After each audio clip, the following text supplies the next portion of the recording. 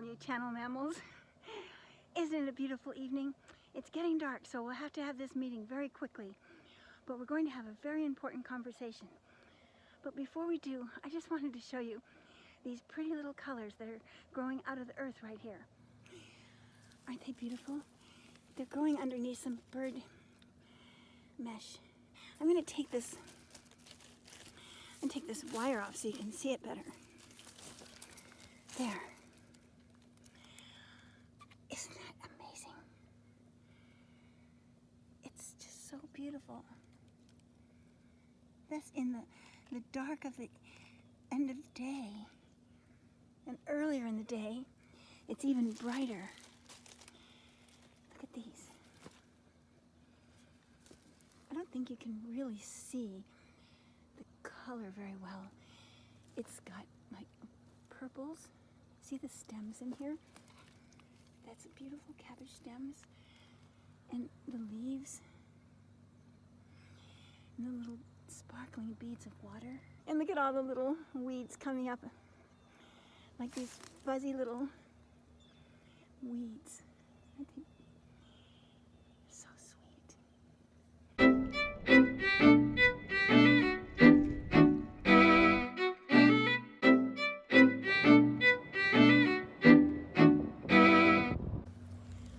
So whilst we were talking with the dishes the other day, I didn't quite completely, I talked about artlessness, remember? And I didn't really make the connection to the dishes. But what it is to me is just fresh ideas flowing, uncontrived, uncalculating, and unsophisticated. Not that it doesn't become sophisticated, but it's the mission or the impetus behind it is not coming from some kind of a scholarly or academic approach. It's hard to talk about this. It sounds really weird to talk about it, actually, because talking about it is very intellectual. And it's the very thing I don't want to do.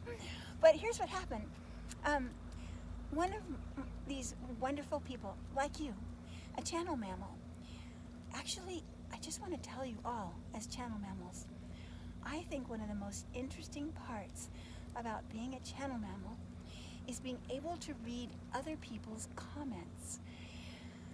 When else in your life, in your day, are you able to kind of enter into a conversation with somebody else who's having a conversation with themselves, sort of with the person that they're speaking to, but because they're all alone with just themselves, they're actually expressing their thoughts, and in a very private way. So the comments are extremely rich and interesting to me. To me, it's one of my favorite parts of YouTube.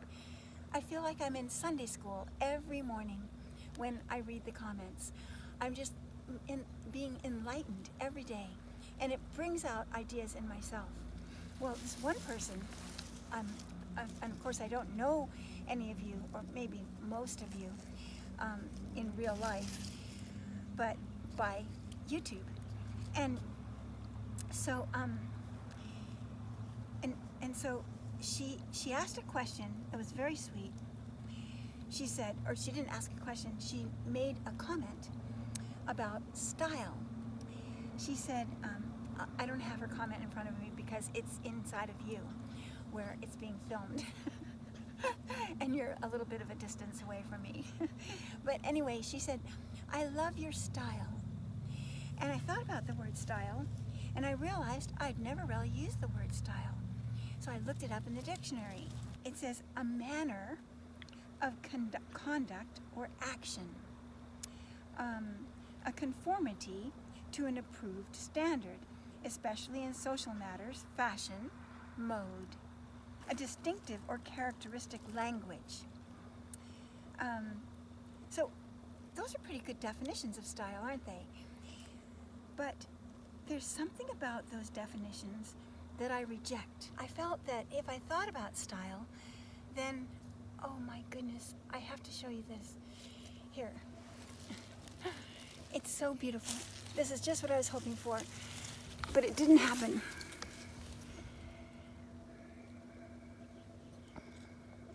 Look at that. I just love when the light does that and just puts everything into bright flames all around the world. Oh my goodness. I'm just gobstruck by this. Huh. It's so beautiful. You love it too, don't you, Zeno? Look at you. You're so close to me. I can't really see you. Wait, I know. There you are. Are you coming over to listen to the conversation? Good boy. Okay, you can join me.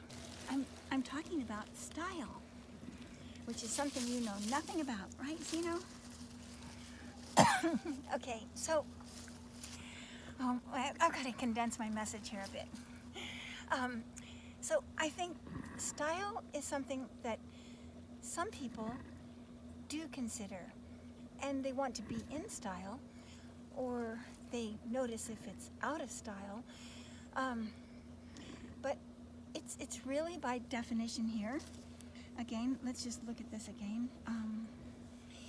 It's a matter of conduct or action, a conformity to an approved standard, especially in social matters, fashion, mode, but a distinctive or characteristic language. That's the closest that I think that it's worth thinking about style, is that it's a wonderful way to be able to kind of gather an idea around an individual, because each of us are like prism colors. You know, when you look through a prism and the light shines through it, well, all over the wall are every color you can imagine and every color in between color. It's just infinite, the individuality of color. So yes, of course, we all express individuality, and in that way you could say different style. But the thing that's important to me, I think, is that it's wonderful not to think about it. It's much better to be thinking of serving.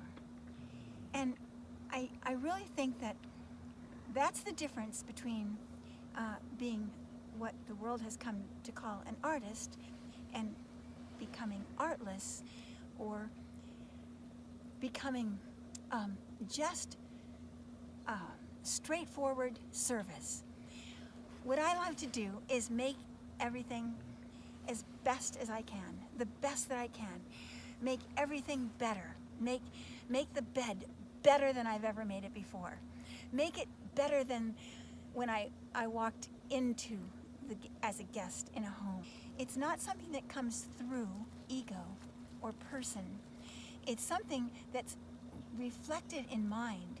It's something that's reflected in heart and soul. It just naturally breaks forth into a gift. It breaks forth into service. And that's what the other day when I was talking to you about the dishes and how I was so struggling with the feminine movement and so forth, and how all the husbands were able to go forward but the women couldn't, and all this rubbish. And I just realized what I think we need to do is just give and not think about ourselves at all, except to express kindness, but making sure that we're able to express in a language that people can understand. Like today, we were staying at a friend's house, and I brought a box in out of the rain this morning and put it inside, and it was the wrong thing to do because the box was out there for the postman to pick up. And I thought, I wanted to do something kind, but it didn't quite fit the need. So that's the only time we think about ourselves, is how can I do better? But mostly, we don't have to think of that. If our heart is in the right place, somehow it all works out. And I just love that. But now this brings me to another topic that's somewhat similar, because it has to do with all the misunderstandings and the misideas, I think, about things that start to attach themselves to us, and we feel we have to be that because that's what people have said we are. And a few months ago, my little brother was talking to my big brother, and I don't remember what they were talking about, but I guess I came up in the conversation, and my little brother, who is such a wonderful fellow, told my big brother, "Oh, well, you just have to understand, Victoria." I honestly don't know what it was, but he said, "You just have to realize that she's eccentric, and there's nothing that we can do about that. She's just eccentric, and just appreciate what she is." And he told me that. He said that. And I thought, oh, well, he obviously doesn't know that to me that's a bad thing to say, because he wouldn't have said anything to hurt me. But he said it. And then I just accepted it, and we went on with the conversation. We didn't linger there. But afterwards, and I never correct my brothers, well, not usually. Sometimes I do, but not very often. But this time, I just felt I wanted to talk to my brother, my little brother, about it. And so it's the word eccentric. So I looked it up in the dictionary. Peculiar. Erratic. Not in the center. Not having the same center. Not a perfect circle. You get the concept that it's not really complimentary to be eccentric the way people think of it. Yes, they think of it in a fun way. People like to maybe meet somebody who's eccentric, or go and visit them, or invite them to a party. But it has a connotation that could be a limitation. I love the idea of just being a servant, just working, just getting the job done. And however it gets done, it's always to my best desire for it to be,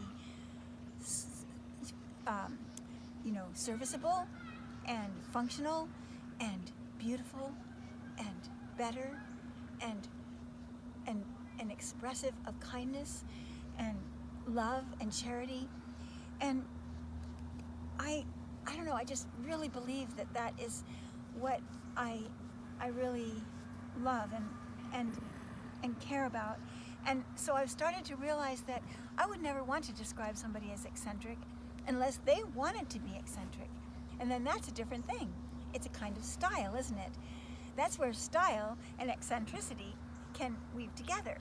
And some people want to have something called style, something that the world recognizes as a way of being, and a very particular definition of a way of being. And the eccentricity is picking up on that and twisting it, and it becoming themselves.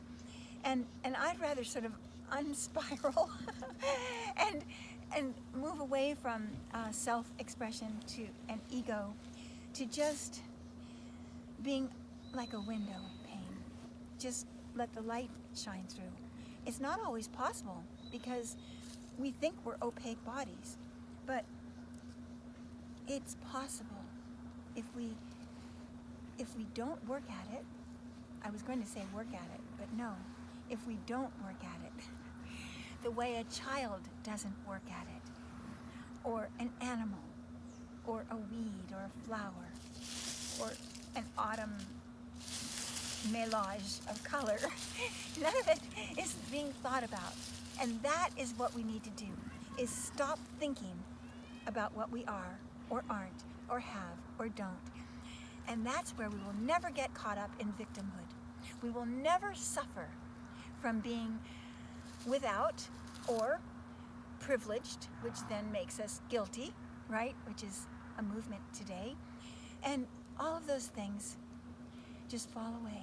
And if they're not in your heart, no one can feel them. They fall away, and the whole world becomes this, I don't know, tender, loving selflessness. That's a great word. Well, I just wanted to tell you that little thought I had after our visit the other day. And so I think it's getting dark. We need to go drive 5 hours to go back down to Yankee. Oh, but guess what? Another dress is a dress that I made. And can you see it okay? Actually, this is really going to make you laugh. I was up in the closets in the old school here, and I found Richard opened up these closet doors, and I hadn't seen what was in them for many, many years. I found all of Heather's school clothes. I had these tights on underneath my work clothes today, and I just put this dress on, and I thought, oh, it has a sort of, looks like I decided on having those socks on purpose, but I didn't. So there's a case where style and serendipity meet each other. It's so great to be with you today. Thank you.